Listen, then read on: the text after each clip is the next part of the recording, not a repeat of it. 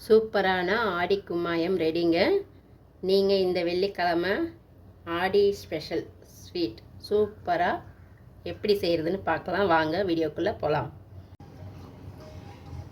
இந்த மாதிரி சூப்பரான ஆடி கும்மாயம் எப்படி செய்கிறதுன்னு பார்க்கலாம். வாங்க வீடியோக்குள்ளே போகலாம். எவ்வளோ சாஃப்டாக சூப்பராக வந்திருக்குங்க, அல்வா மாதிரி. இப்போ நம்ம கருப்பு உளுந்து எடுத்து வச்சுருக்கோங்க. அதை நம்ம இப்போ வறுத்துக்கலாம். நான் இந்த டம்ளரில் ஒரு டம்ளர் எடுத்து வச்சுருக்கேன். இதை போட்டு ஸ்லோவில் வச்சு நம்ம வறுத்துக்கலாங்க. இது கூட ஒரு ஸ்பூன் இருக்கிற அளவுக்கு வெள்ளை உளுந்து.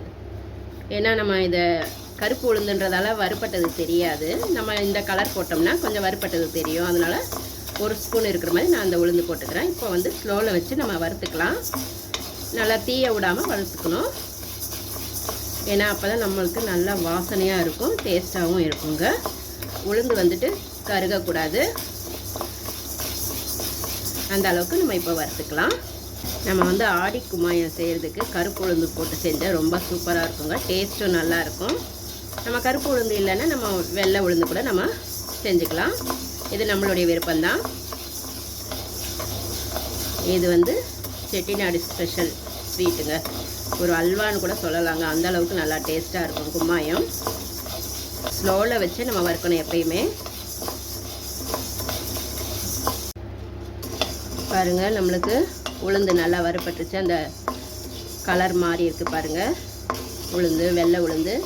அப்போ நம்மளுக்கு நல்லா வறுப்பட்டுருச்சுன்னு அர்த்தம். இப்போ நம்ம ஸ்டவ் ஆஃப் பண்ணிவிட்டு வேறு ஒரு தட்டில் மாற்றிக்கலாங்க.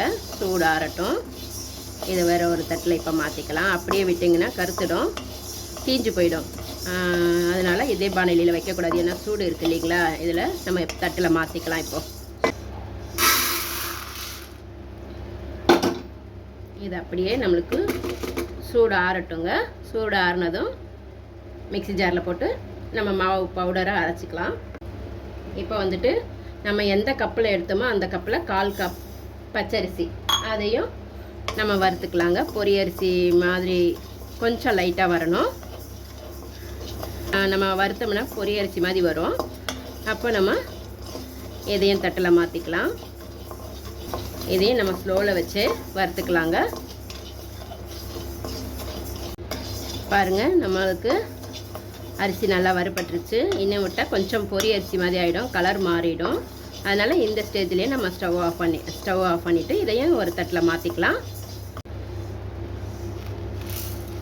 அதே தட்டிலே மாற்றிக்கலாம். நம்ம அதே பானலிலேயே நம்ம எதில் எடுத்தோமோ அதே டம்ளரில் 1/4 டம்ளர் இருக்கிற மாதிரி சிறுபருப்பு அதையும் போட்டு நம்ம ஸ்லோவில் வச்சு நம்ம வறுத்துக்கலாங்க.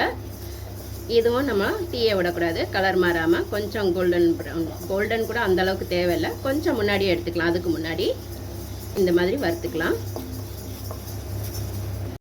பாருங்கள், இதுவும் நல்லா வறுத்துடுச்சு. இதை விட்டால் கருத்துடும். நம்ம ஸ்டவ் ஆஃப் பண்ணிக்கலாம். ஸ்டவ் ஆஃப் பண்ணிவிட்டு இதையும் அந்த பிளேட்டில் மாற்றிக்கலாங்க. அவ்வளோதாங்க. இது எல்லாமே நம்மளுக்கு இப்போ சூடு ஆறட்டும். ஆறிட்ட பிறகு பார்க்கலாம்.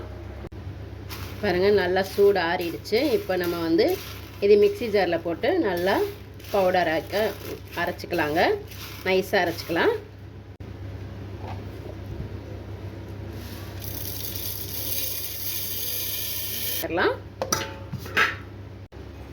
பாருங்க, இந்த அளவுக்கு நம்மளுக்கு அரைச்சாச்சு. இதை நம்ம ஜல்லிச்சு எடுத்துக்கலாம்.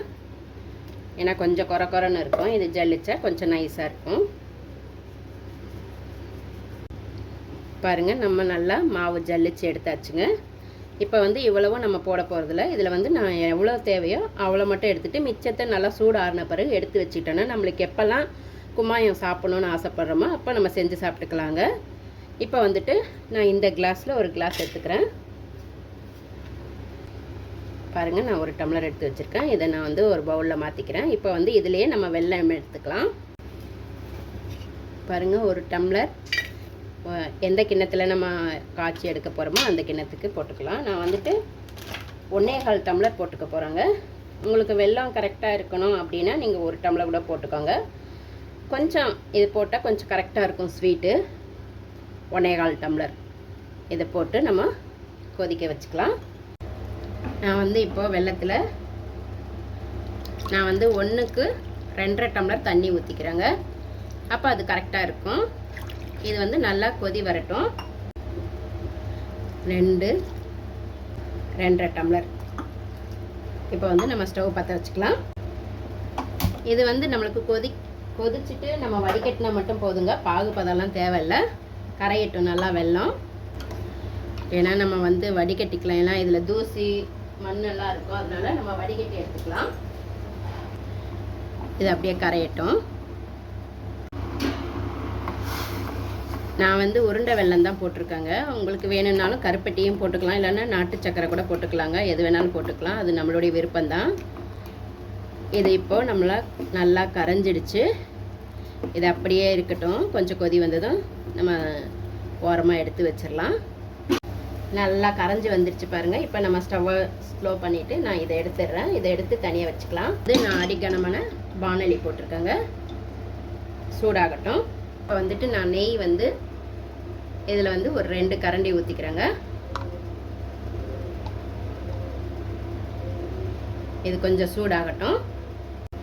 நெய் சூடானதும் நம்ம பவுடர் ஆக்கி வச்சுருந்தோம் இல்லையா, அந்த பவுடரை இதில் போட்டுக்கலாம். உளுந்து இதை நல்லா ஸ்லோவில் வச்சு நல்லா கலந்துக்கலாங்க. இந்த நெய்லேயே நல்லா வேகட்டும். நம்மளுக்கு நெய்க்கு பதிலாக நல்லெண்ணெய் ஊற்றினா ரொம்ப டேஸ்ட்டாக இருக்குங்க. ஏன்னா கருப்பு உளுந்துக்கு நல்லெண்ணெய் டேஸ்ட்டு அந்தளவுக்கு டேஸ்ட்டாக இருக்கும். உங்களுக்கு வேணும்னா நீங்கள் நல்லெண்ணெய் கூட ஊற்றி செய்யலாங்க. ரொம்ப சூப்பராக இருக்குங்க. நம்ம இந்த பானலிக்கு பதிலாக நான்ஸ்டிக் பானலி கூட போட்டுக்கலாங்க.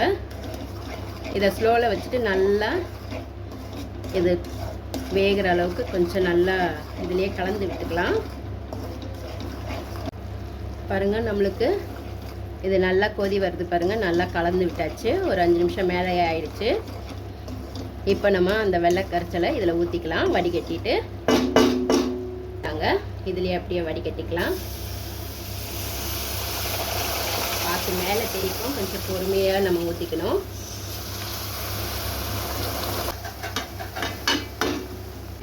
இது அப்படியே நம்ம பொறுமையாக கலந்து விட்டுக்கலாங்க.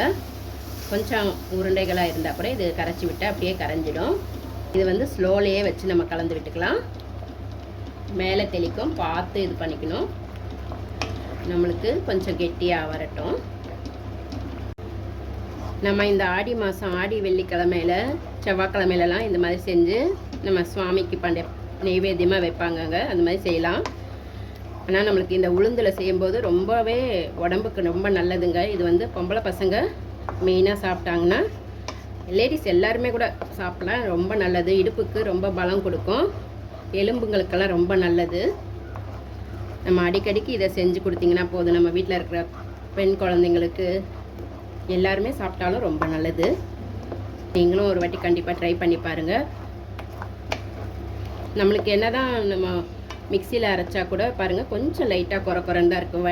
இது ஜல்லிச்சா கூட நம்ம மிஷினில் அரைச்சோம்னா ரொம்ப நைஸாக அரைச்சிட்டு வந்துடலாம். ஆனால் நம்ம போடுற கொஞ்சோண்டுக்காக மிஷினில் அரைக்க மாட்டாங்க. அதனால தான் மிக்சி ஜார்லேயே நம்ம அரைச்சிக்கிறோம்.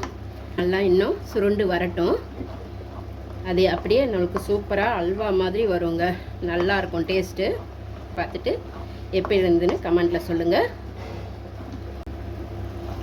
பாருங்கள், இந்த அளவுக்கு நம்மளுக்கு திரண்டு வருது பாருங்கள். இன்னும் கொஞ்சம் ஒரு 10 நிமிஷம் அப்படி இருக்கட்டுங்க. கொஞ்சம் நல்லா கெட்டியானதும் நம்ம ஸ்டவ் ஆஃப் பண்ணிக்கலாங்க. நம்ம எந்த ஸ்வீட்டு கடையில் போய் வேறு ஸ்வீட்டெல்லாம் வாங்கி சாப்பிட்றதை விட இந்த மாதிரி உளுந்தம்பருப்பில் வச்சு செய்கிற ஸ்வீட்டு ரொம்ப நல்லதுங்க உடம்புக்கு. எல்லாருமே சாப்பிட்லாம். இது ரொம்ப எலும்புக்கு ரொம்ப நல்லது. இடுப்பு வலி இதை மாதிரி கை கால் வலி இருக்கிறவங்க இந்த மாதிரி செஞ்சு சாப்பிட்லாம். நம்ம வந்து இதில் சர்க்கரை போடலை இல்லைங்களா, வெல்லம் தானே போட்டிருக்கோம்.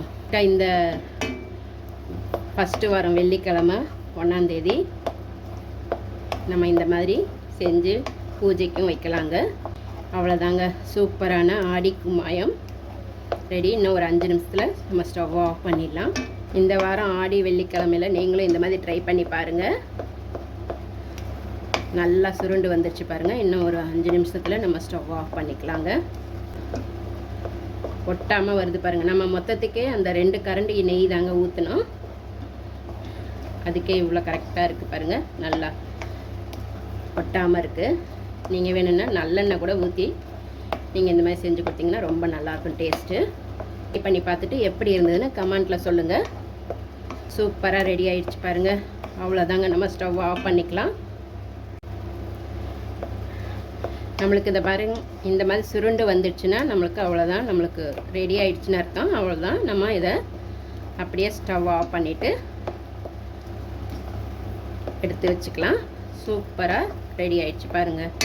உங்களுக்கு இன்னமும் கொஞ்சம் தண்ணியாக வேணும்னா நீங்கள் இன்னும் ஒரு 1/2 டம்ளர் சேர்த்து ஊற்றிட்டு கூட நீங்கள் பர்பி மாதிரி கூட தட்டில் ஊற்றி ஸ்லைஸ் பண்ணிக்கலாம். இது அப்படியே நம்ம கிண்ணத்தில் எடுத்து வச்சு சாப்பிட்டா ரொம்ப நல்லா இருக்குங்க. சூப்பரான ஆடி கும்மாயம் ரெடி. அவ்வளோதாங்க, சூப்பரான ஆடி கும்மாயம் ரெடி ஆகிடுச்சுங்க. கண்டிப்பாக நீங்களும் உங்கள் வீட்டில் ட்ரை பண்ணி பார்த்துட்டு எப்படி இருந்ததுன்னு கமெண்ட்டில் சொல்லுங்கள். சூப்பரான ஆடி கும்மாயம் நீங்களும் இந்த மாதிரி ட்ரை பண்ணி பார்த்துட்டு எப்படி இருந்ததுன்னு கமெண்ட்டில் சொல்லுங்கள். இந்த மாதிரி செஞ்சு நீங்களும் உங்கள் வீட்டில் ட்ரை பண்ணி பாருங்கள்.